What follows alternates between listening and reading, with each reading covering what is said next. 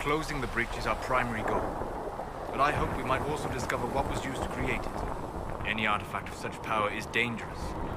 The destruction of the Conclave proves that much. You don't think whatever created the explosion was destroyed in the blast? You survived, did you not? The artifact that created the breach is unlike anything seen in this age. I will not believe it destroyed until I see the shattered fragments with my own eyes. Anything with that kind of power is bound to show up sooner or later. Liliana's people have scoured the area near the blast and found nothing. Whatever the artifact was, it is no longer there. In any case, did you need me for anything? I'd be interested in hearing your opinions on elven culture. I thought you would be more interested in sharing your opinions of elven culture. You are Dalish, are you not? My people come from the elves who refused to surrender when humans broke their treaty and destroyed the Dales. Your keeper was not wrong about that, at least. We must mark the occasion of the Dalish remembering something correctly. Perhaps we should plant a tree. You insult my people. They insult themselves. Remember, I have walked the memories of the Fade. I have seen the history the Dalish imitate. Irabellas, Haren. If the Dalish have done you a disservice, I would make that right. What course would you set for them that is better than what they know now? You are right, of course. The fault is mine, for expecting what the Dalish could never truly accomplish. Irabellas, darling. If I can offer any understanding, you have but to ask. Is the magic they teach in the Circle different from the magic I learned with my people? No and yes. Magic is magic, just as water is water, but it can be used in different ways.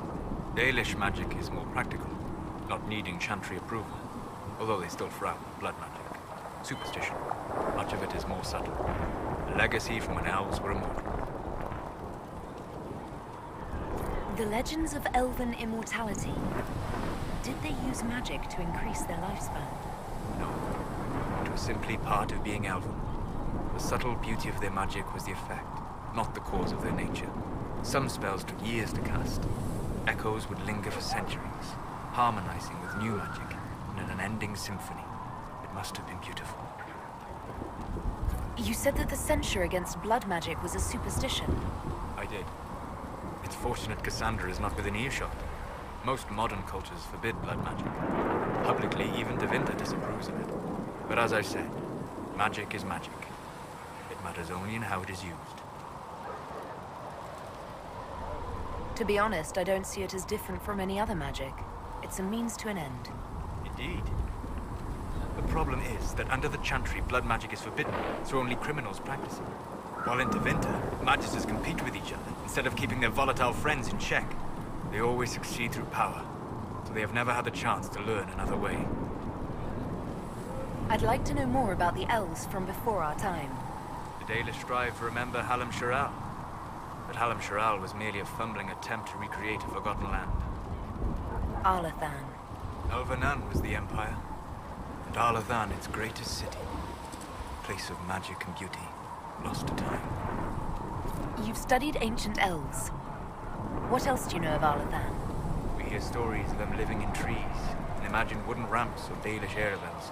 Imagine instead spires of crystal twining through the branches, palaces floating among the clouds. Imagine beings who lived forever, for whom magic was as natural as breathing. That is what was lost. Are all Dalish elves like my clan? No. Your clan was unique in having enough interest in human affairs to send you to spy upon the Divine's meeting.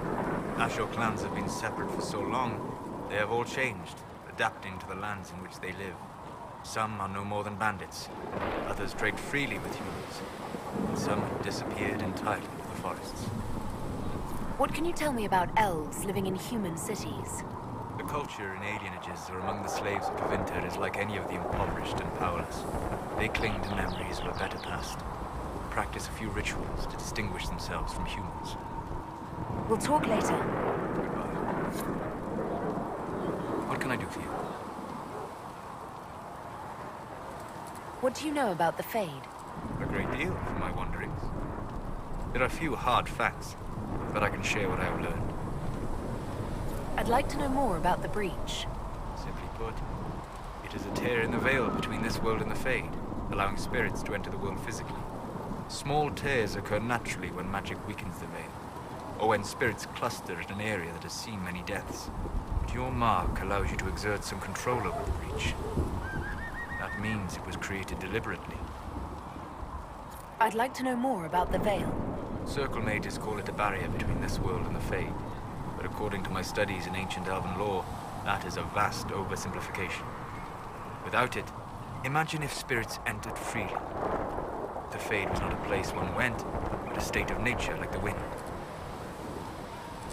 It sounds like it would be wonderful. And dangerous. But yes, a world where imagination defines reality, where spirits are as common as trees or grass. Instead, spirits are strange and fearful, and the Fade is a terrifying world touched only by mages and dreamers.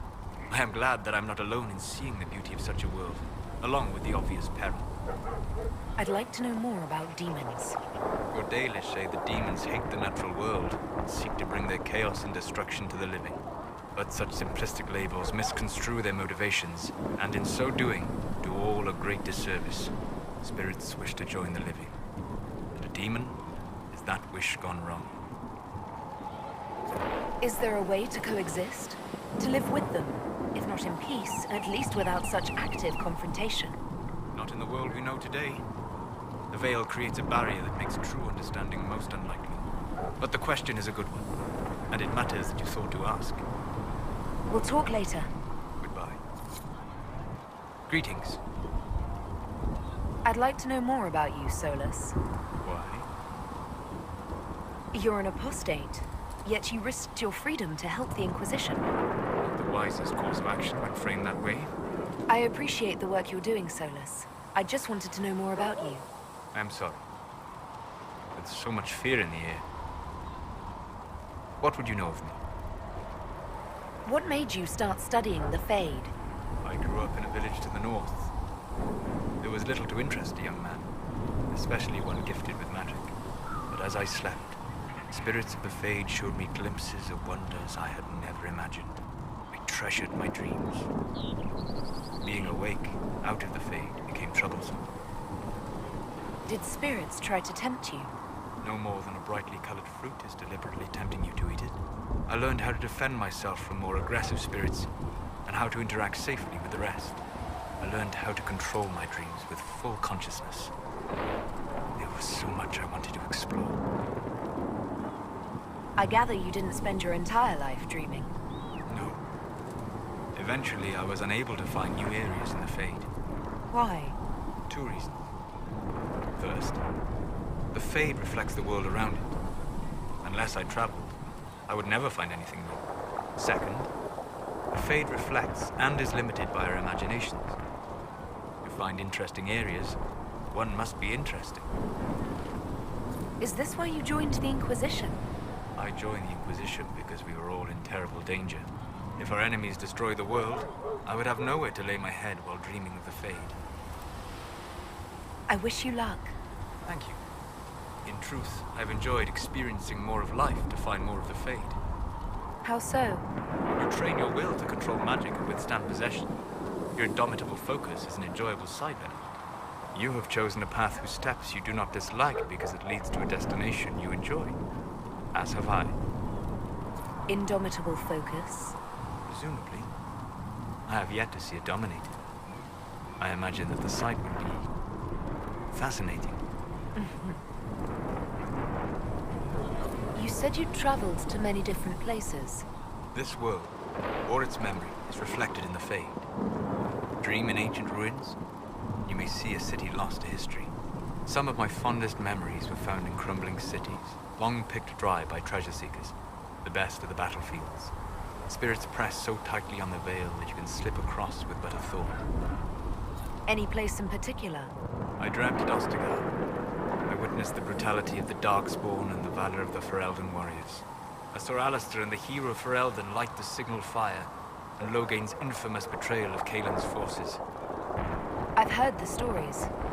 It would be interesting to hear what it was really like. That's just it. In the Fade, I see reflections created by spirits who react to the emotions of the warriors.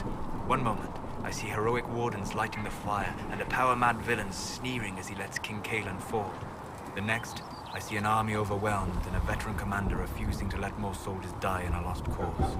And you can't tell which is real? It is the Fade. They are all real. Have you always traveled and studied alone? Not at all. I have built many lasting friendships. Spirits of wisdom, possessed of ancient knowledge, happy to share what they had seen. Spirits of purpose helped me search. Even wisps, curious and playful, would point out treasures I might have missed. I don't know of any spirits by those names. They rarely seek this world. When they do, their natures do not often survive exposure to the people they encounter. Wisdom and purpose are too easily twisted to pride and desire. You're saying that you became friends with pride and desire demons? They were not demons for me. Meaning? The Fade reflects the minds of the living.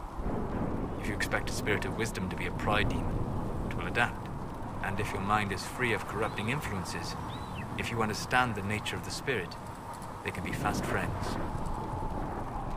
I'm impressed that you could become friends with spirits. Anyone who can dream has the potential. Few ever try. My friends comforted me in grief, shared my joy. Yet, because they exist without form, as we understand it, a chantry declares that spirits are not truly people. Is Cassandra defined by her cheekbones and not her faith? Varric by his chest hair and not his wit? You have an interesting way of looking at the world, Solas. I try. And that isn't quite an answer. I look forward to helping you make new friends. That should be... well...